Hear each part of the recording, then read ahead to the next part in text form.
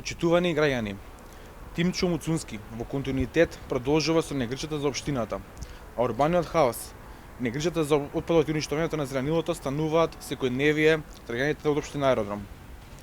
Лицемерието на Муцунски по кој знае кој пат се потврдува и со изграбата на булеварот Васко Карангелевски.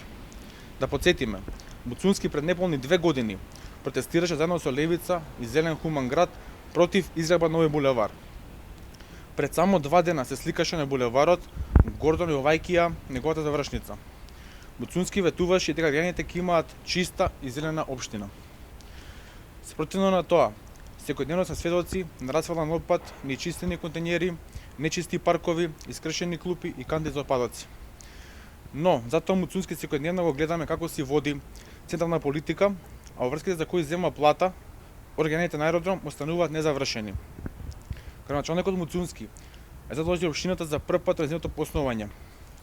Од најбогатата општина Муцунски и ВМРО ДПМН со нивната неспособност придонесоа општина Аеродром да тоне во долгови со врзница од 5,4 милиони евра. Пари кои граѓаните на Аеродром ќе ги враќаат во наредните 10 години со 5% годишна камата.